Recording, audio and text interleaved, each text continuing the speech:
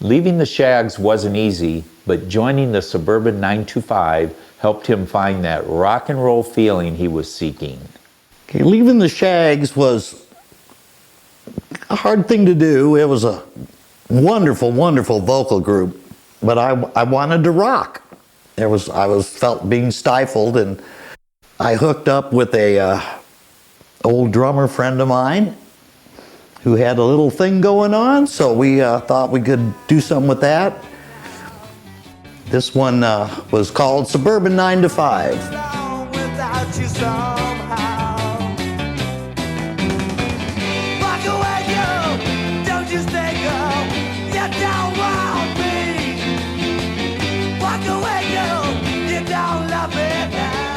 It was named after a Mamas and Papas article in Hit Parade, a typical Suburban 9 to 5 type singing group.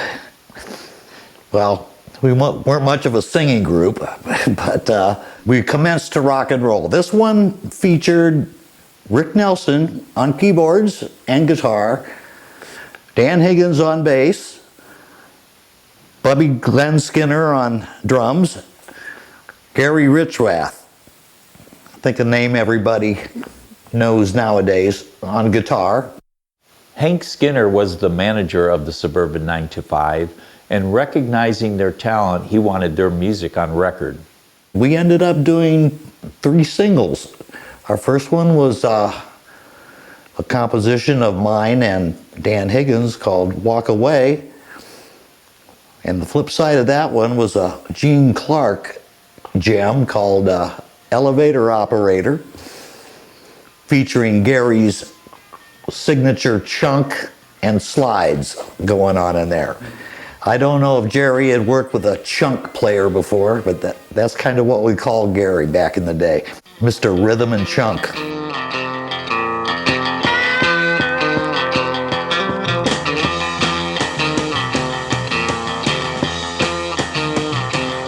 She was an elevator operator.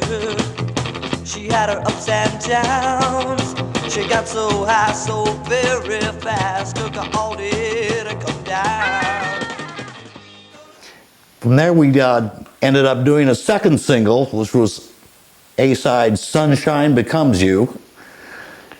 We did a little variation on your usual recording techniques in that one. I think Dan played with catgut strings on the bass, but it had a little different sound, and we used that echo buried under the building, I think for the very first time extensively. It's getting cold now and only sunshine becomes you. Yes, it's getting cold now and only sunshine becomes you. Our third single was part of a demo session when we were trying to sign with MusicCorp. They had sent in Tony Sansone, who had produced and arranged on Left Bank's first album. He brought in some material, and we had some of our own. Song written by Thielman and Scala from Blues Magoos called I Wanna Be There. And the other side was a little slower number, a little different for us, written by Neil Young, which was Flying on the Ground. That was probably our best effort as far as musicianship and using some vocals that we had finally cultivated over 3 years. So Suburban 9 to 5 had a nice run in that building. We loved doing the work there, and I know Gary brought REO back for some things, some demos and like.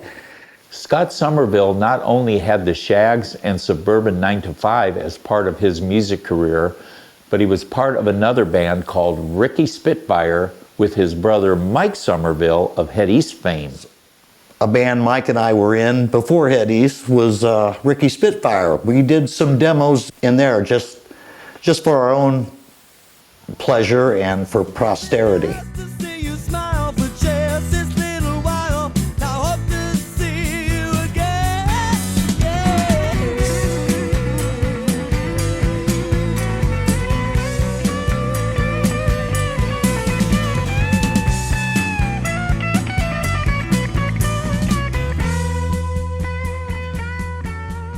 Two of those ended up on the second Head East album. The Somerville family spent a lot of time at Golden Voice. It was just a great experience, and no place else was ever like it. The comfort level, the love of that room and the sound in it, it was just heaven on earth for us. Jerry Milam remembers recording with Gary and his evolution to international recognition. As I recall, after Gary left the band Suburban 95, he joined a band out of Champaign called Feather Train. One of the founding members of that was Bruce Hall, and later Michael Murphy joined the group. And both of those gentlemen eventually became members of REO Speedwagon. Around 1969, 1970, Feather Train came in the studio to do demos like so many other bands from Champaign. Gary spent considerable time at the studio back then. I believe that the guitar player, Steve Scorfina, was leaving the group REO, and Gary tried out for the part and was accepted with the band. And after he became a member of REO, since he had spent a lot of time at Golden Voice, I believe Gary had an influence on the band coming to Golden Voice and doing their demo work. So we did quite a bit of demos for them that led into their first album that got them signed with a major record contract. Champaign's explosion of musicians was not only good for the growth of Gary Richrath, but it added to the growth and popularity of Golden Voice Recording Studio. After the early days with groups such as Suburban 95, I started working with a large booking agency out of Champaign, Illinois, by the name of Blytham Limited. It was owned by Irving Azoff, Bob Nutt, and he had a very talented staff of people, John Barrick, Barry Fosman, and the list goes on and on. They were coming up to the studio a lot, and they were doing a lot of demo productions, trying to get some combinations going that they could get some record labels to be interested in them. And out of that effort, REO Speedwagon emerged, and Gary was with REO Speedwagon at that time. So they were in and out of the studio a considerable number of times doing different arrangements and demos. And those demos were taken by John Barrick and other people out to the coast to see if they could get a record contract. And REO was signed by Epic, and that was the beginning of a great career for everyone involved.